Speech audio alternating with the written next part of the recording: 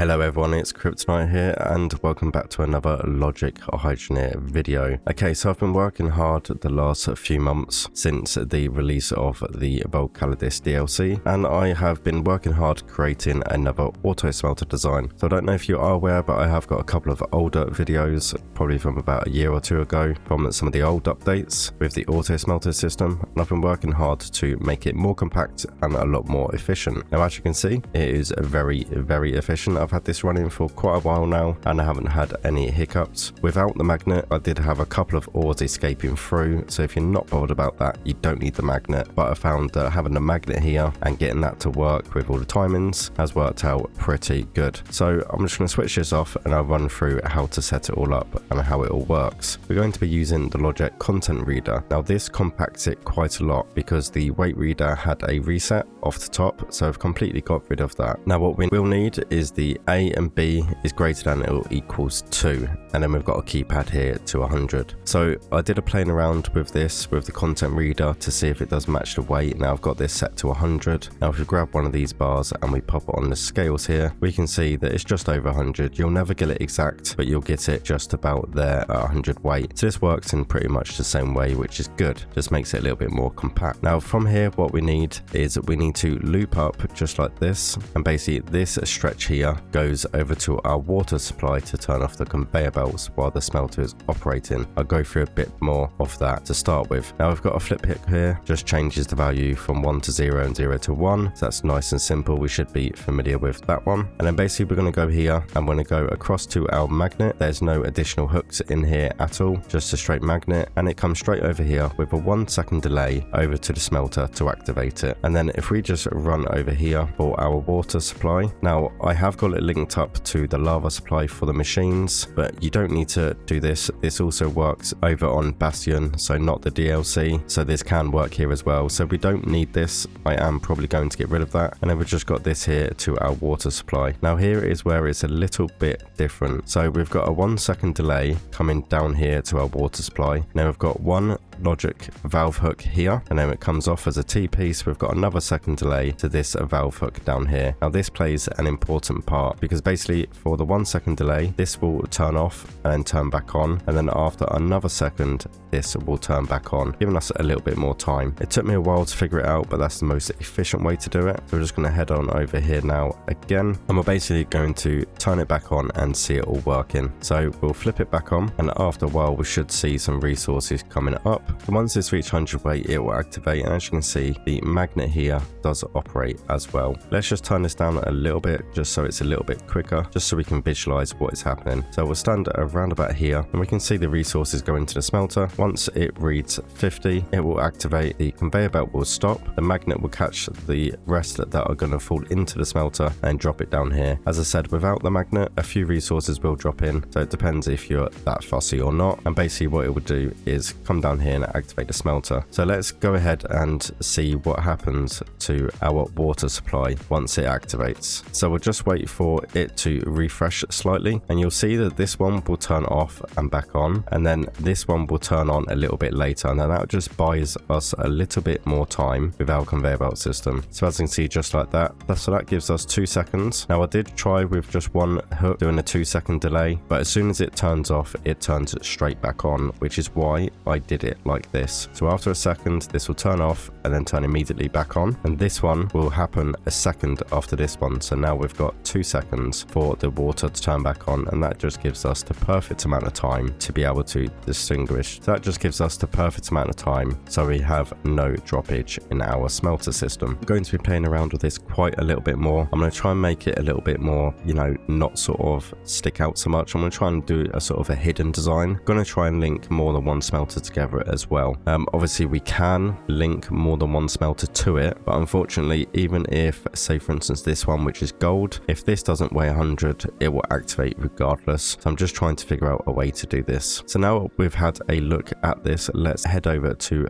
another spot of land, and I will literally go through the build process with you. So here we are, we have everything we need. We need 3 1 second delays, we need a diode, a flip hook, the content reader, the AB greater than or equals to, keypad, and a magnet and a couple of valve hooks. So what we're going to do is place our valve hooks first. So they are in place. So we've got one there and we have one here as well. And then what we're going to do is get our content reader and we're going to pop this just here. We're going to get our AB in the orientation that we need it in. So we're probably going to have to flip this a few times. So that's how we want that. Then we want our keypad just here. So we just need our keypad just there like that. We're going to get our magnet and we're going to place our magnet just here. That's kind of where you want it positioning, just on the edge of that conveyor belt. It does work up to 2 blocks, so that is perfect placement for that. And now all we're going to need is some cables to get this all working. So let's head over to the Logic tab. This is a mod in creative mode. I use this a lot to gather the parts that I need just to showcase for you guys.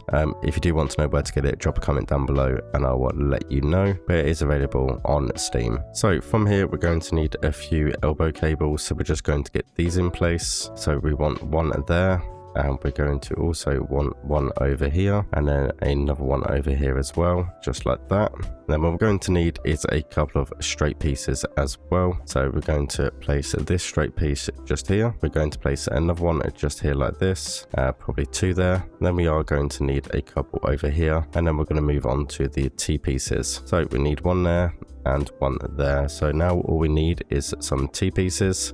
We probably will need another elbow actually, so we'll go ahead and grab our elbow. This one can go here like this. Let's get our T pieces into place and then we can fill out any gaps that we need with the straight pieces. So we're going to need one T piece there, then we're also going to need another T piece here for our water supply, and now we're just going to fill in the gaps. So we're going to need another elbow and we can just pop this here and that will complete that circuit. And now we just need to sort out our valve hooks here. Now I probably will have to place this one a little bit further down just so I can fit the necessary hooks into there. Let's go ahead and find our pipe. So we've got our pipe here. Now we can place our valve hook down just where we need it. What we can do is we can get a couple of elbow pieces in here and some straights and probably a T piece as well. Okay, so let's finish off with our straight pieces just to connect it all together, and then I will go and explain how all the hooks and everything else work for this sort of build. So as you can see, it is pretty simple to build. It doesn't take too much. Obviously it can be a little bit expensive with all the logic and all the components, but by this stage you should be well on your way. So here we go. So we want to set this keypad to whatever number you desire. I put mine on 100 just for argument's sake. Now as you can see, with it all connected, the smelter is having a whale of a time and it's just constantly going off and on. So what we want to do is that's where our flip hook comes in handy. So we want to put our flip hook just here, and that will convert the 1 into 0 and switch it off. And then once it receives this signal, it will send a logic of 0, which will transfer it into 1,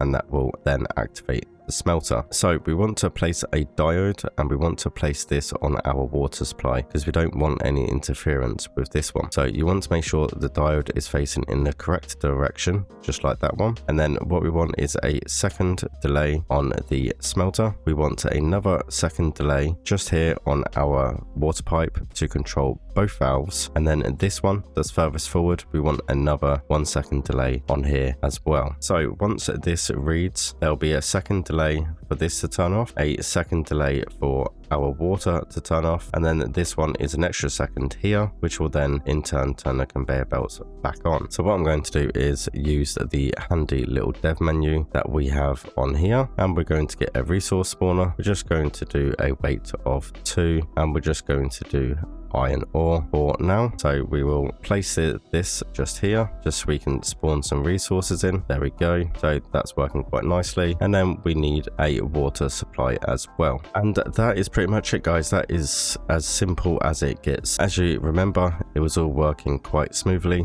So we've got an exact replica here. So we've got a flip hook, our second delay, our diode going to our water supply. So this is just a bit more of an extensive build. I am going to try, as I said, and simplify this and obviously incorporate the other smelters as well. But yeah, if you found that interesting, make sure you hit that like button. Make sure you subscribe to the channel as well. I'll have plenty more updated logic guides for you. It's been Kryptonite here, and that was the auto smelter guide. Thank you all for watching, and I'll see you in the next video.